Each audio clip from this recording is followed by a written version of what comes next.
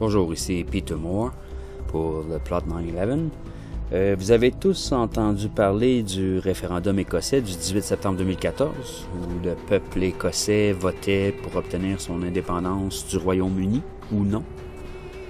Les enjeux financiers et économiques sont énormes. Si l'Écosse obtenait son indépendance, le Royaume-Uni perdait accès à d'importantes ressources pétrolières, entre autres. C'est même stratégique en 2014. Évidemment, comme je vous l'avais dit sur ma page Facebook, les autorités britanniques ne laisseraient jamais une telle catastrophe se produire. Eh bien, voici maintenant une preuve visuelle d'une des manigances par lesquelles on a délibérément attaqué le déroulement démocratique du référendum. L'image que vous voyez est un formulaire du scrutin du référendum avec les cases oui ou non à biffer. C'est très simple, comme vous pouvez le constater. Là, on voit une femme qui compte les votes. Et elle les divise en deux piles, de oui et de non. Regardez-la travailler.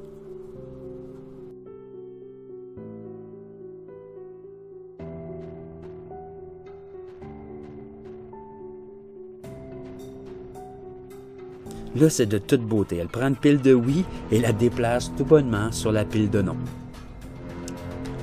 C'est ça, l'oligarchie plutocratique qu'on vous vend comme une démocratie. L'illusion de liberté. L'illusion de libre choix.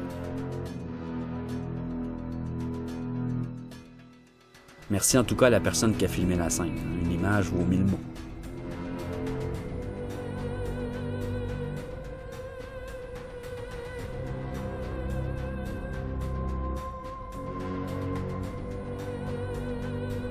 Mais l'ampleur de la conspiration va plus loin. Voilà une grande pile de noms. On nous a montré aux nouvelles dans les médias de masse. Et que voit-on? On zoome un peu, on peut clairement voir les scrutins biffés oui dans la pile du non.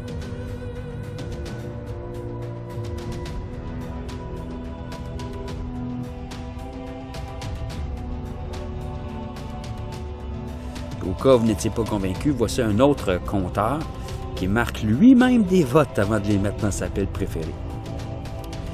Arrêtez de vous mentir, vous ne vivez pas dans une démocratie. Le message va aussi bien pour les pauvres Québécois qui veulent l'indépendance. Le Canada et les États-Unis, puis même les Britanniques, ils ne vous laisseront jamais vous séparer.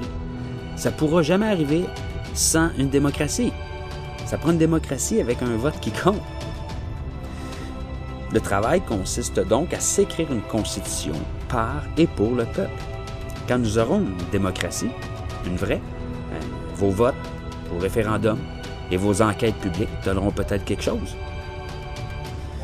Il y a une bonne nouvelle. Ça vient de la rapidité avec laquelle ces informations font le tour du monde. Nous ne sommes plus des esclaves ignorants faciles à berner. Gloire à la résistance.